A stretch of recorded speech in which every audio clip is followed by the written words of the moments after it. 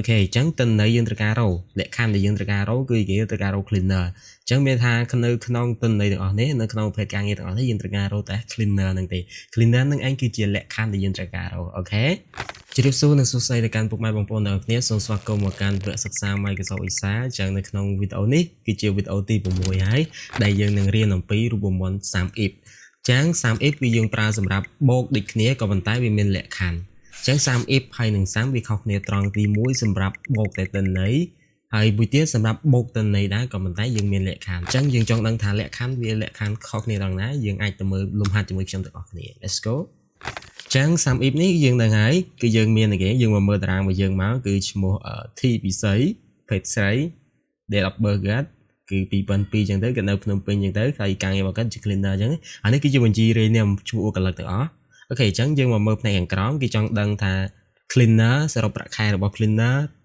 មួយខែអស់ប្រមាណខុកអស់ប្រមាណ employee អស់ប្រមាណចឹងទៅអូខេចឹងដើម្បីយើងអាចសរុបបានគឺយើងប្រើរូបមន្តមួយដែលមានឈ្មោះថា sum if ចឹងឃើញលក្ខខណ្ឌណាលក្ខខណ្ឌដែលគេឲ្យយើងរកគឺ cleaner គឺខុកហើយនឹង employee អូខេចឹងយើងដាក់ញ៉ាំស្មើហើយយើងវាយរូបមន្តមួយឈ្មោះថា sum if អូខេបែបនេះចឹងហើយយើងមកមើលលក្ខខណ្ឌរបស់គេគឺមានគេមាន range sphere ហើយនឹងមានគេ sum of range អូខេ sum range ចឹង range ចំនួនជួយឲ្យយើងរកគេនេះយើងត្រូវការរក cleaner អញ្ចឹង cleaner វាគឺជាស្ថិតនៅក្នុងតារាងមួយឈ្មោះថា function អញ្ចឹងយើង select ទៅលើតារាង function របស់យើងជាប្រភេទការងាររបស់យើងមកអូខេអញ្ចឹងយើងអាចចុច F4 មួយមកដើម្បីកុំឲ្យវារត់ចុះក្រោមទិន្នន័យវារត់ចុះក្រោមយើងក្បៀសមួយអូខេអញ្ចឹងទិន្នន័យយើងត្រូវការរកលក្ខខណ្ឌដែលយើងត្រូវការរកគឺគេត្រូវការរក cleaner អញ្ចឹងមានថានៅក្នុងទិន្នន័យទាំងអស់នេះនៅក្នុងប្រភេទការងារទាំងអស់នេះយើងត្រូវការរកតែ cleaner ហ្នឹងទេ cleaner ហ្នឹងឯងគឺជាលក្ខខណ្ឌដែលយើងត្រូវការរកអូខេអញ្ចឹងយើងក្បៀសមួយមកយើង sum range អញ្ចឹងយើងត្រូវការបូកលុយអញ្ចឹងយើងមកមើលមកតារាង salary របស់យើងអូខេបែបនេះ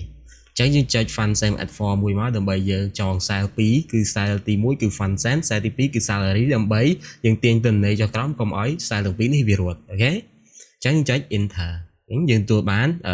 $600អញ្ចឹងយើង format វាមក format panther នេះមកវាចាប់ជា format ខ្មែរយើងដូរវាមក format អញ្ចឹងមកហើយយើងទាញទិន្នន័យនេះចុះក្រោមមកគឺវាគណនាឲ្យយើងស្រាប់ហើយអញ្ចឹងយើងអាចបើកមើលមកអ្នកនរគ្នាអញ្ចឹងវាត្រូវទៅតាមអ្វីដែលយើងចង់បានអញ្ចឹងតម្លៃលុយសរុបកន្លែងនេះយើង highlight វាមកអូខេអញ្ចឹងបើសិនមកអ្នកនរគ្នាពេញចិត្តនៅវីដេអូចែករំលែករបស់ខ្ញុំគឺកុំភ្លេចចុច like share follow ជាពិសេសគឺ subscribe នៅ channel YouTube របស់ខ្ញុំមួយផងដើម្បីទទួលបាននូវវីដេអូជាបន្តបន្ទាប់ជួបខ្ញុំនៅវីដេអូក្រោយ See you next video